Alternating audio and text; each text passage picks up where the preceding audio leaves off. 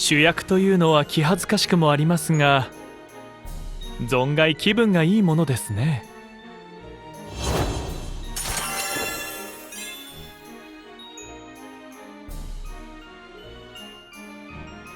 僕の誕生日を祝いに来てくださったとは嬉しいです。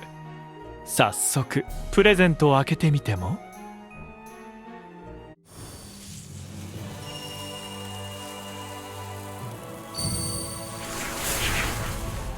久々に羽を伸ばして楽しみました。思い出に残る一日をありがとうございます。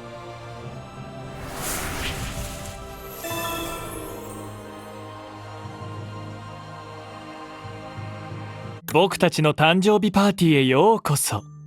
あなたもぜひ楽しんでいってください。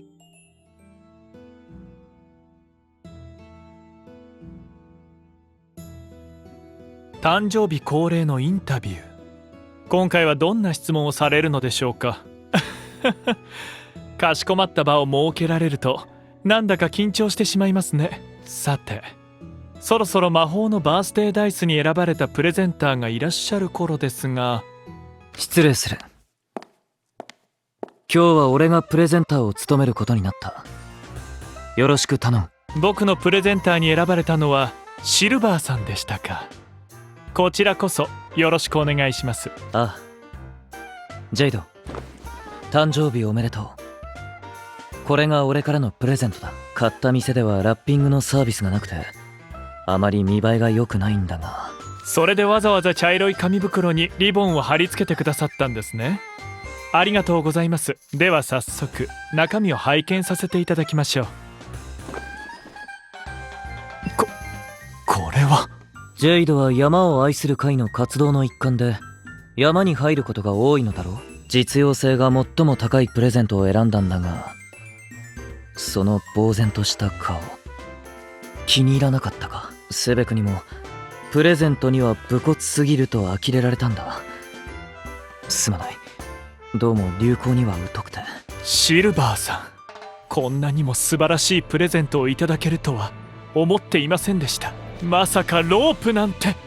実は先日も一人で山に入った際に斜面から足を滑らせそうになりまして、体を支えられる頑丈なロープが欲しいと思っていたところなんです。そうか。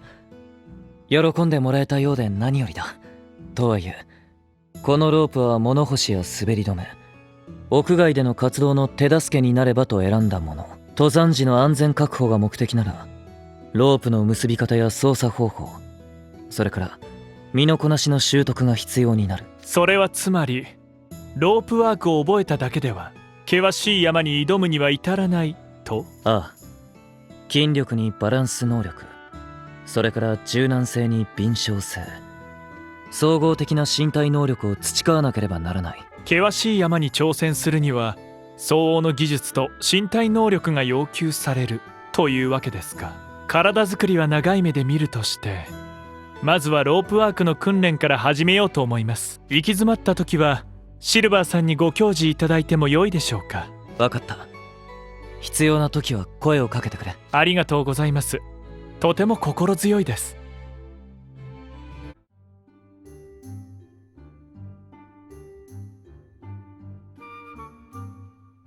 ではインタビューを始めるぞ。承知しました。ナイトレイブンカレッジの生徒の中で兄弟にするなら誰がいいですか。ただし同じ寮の生徒は除くということだ。兄弟ですか。思った以上に難しい質問が来ましたね。難しい？何か引っかかることでもあるのか。ええ、名門ナイトレイブンカレッジに入学できるのは闇の鏡に優秀な魔法師の素質を認められた者だけ。誰と兄弟になっても多くを得られるでしょうから、皆様が魅力的なあまり答えに困ってしまいます。正解がある問いではない。ジェイドが家族になりたいと思う相手の名前を挙げてくれ。シルバーさんは本当に素直な方ですね。家族といえばシルバーさんはマレウスさんやリリアさんとは子供の頃からのお付き合いだとか。マレウスさんは世界でも有数の魔法師、そしてリリアさんもとても博識でいらっしゃる。お二人と行動を共にされていると様々な面で学べることが多いのでは？ああ、その通りだ。俺もセベクもマレウス様とリリア先輩を心の底から尊敬している。そんな風に思える方が身近にいるとは羨ましい限りです。シルバーさんのお話を聞いたら僕も頼りがいのあるお兄さんが欲しくなってきました。それこそマレウスさんやリリアさんのような優秀な兄がいる生活にも憧れますが、ケイトさんが僕の兄になってくれたら毎日が楽しくなりそうです。ケイト先輩か。確かに明るく賑やかな印象があるな。シルバーさんもそう思われますか？ケイトさんがいると場の雰囲気が華やぐ気がします。それから間近目での情報収集能力や拡散力も目を見張るものがある。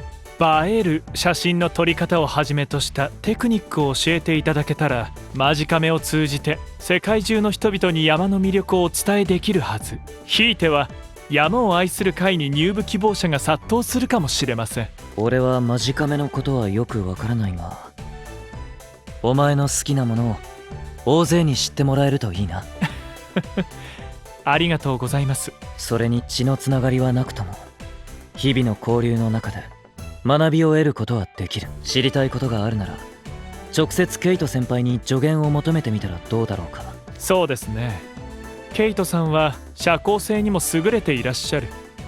いつかじっくりとお話ししてみたいです。その時は普段は聞けないようなことを伺えると嬉しいですね。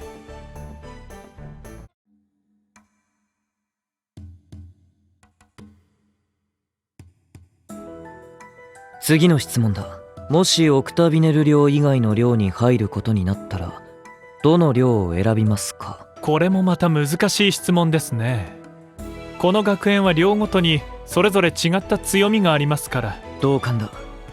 転寮先がどこであれ学べることは多いだろう。ただ現実的に考えると僕には向いていない寮がいくつかありそうです。向いていない？どういう意味だ？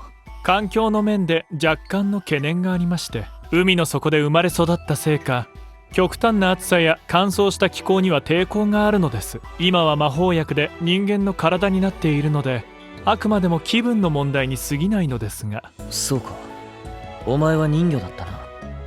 スカラビアやサバナクロウの気候は肌に合わないということか。ええ、大変残念です。涼風そのものには魅力を感じるからこそ余計に。仕方がない。誰しも得て増えてがあるからな。お気遣いありがとうございます。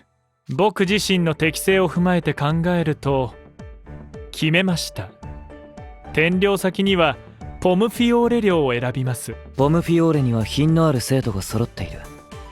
ジェイドならすぐに馴染めそうだ。だといいのですが、ポムフィオーレ寮の皆様のような優雅さを身につけるのはだいぶ骨が折れそうです。僕がポムフィオーレ寮を選んだのはかねてから魔法薬学に関心があったからに他なりません。何か関心を持つようなきっかけがあったのか？今思うと人魚たちが通う学校で海の魔女についての授業を受けたことでしょうか。数々の魔法薬を作り上げては哀れな人魚たちの悩みを慈悲の精神を持って解決する。彼女の成した偉業の数々に感銘を受けたことを今でもはっきり覚えています。そして陸に上がってからはますます興味の幅が広がりました。山に登ると珍しい植物や動物の牙、それから虫の羽、魔法薬の材料をいろいろ採取できるんです。魔法薬学の知識に長けた生徒が集まる寮に在籍してさらに知識を深めていけば素材の活用方法や新しい魔法薬の調合方法を編み出せるかもしれないと思いまして。なるほど。ジェイドの工学心の高さに触れて俺も身が引き締まる思いだ。光栄です。ナイトレイブンカレッジの生徒としてこれからも多くの学びを得ていきましょう。これでインタビューは終了だ。次は締めくくりとなるメインイベント、幸運のギフトの贈呈ですね。その通りだ。ジェイド、心の準備はできているか？ええ、もちろん。この瞬間を心待ちにしていました。シルバーさん、遠慮なくどうぞ。分かった。ならば全力でプレゼンターの役目を果たさせてもらおう。ジェイド、誕生日おめでとう。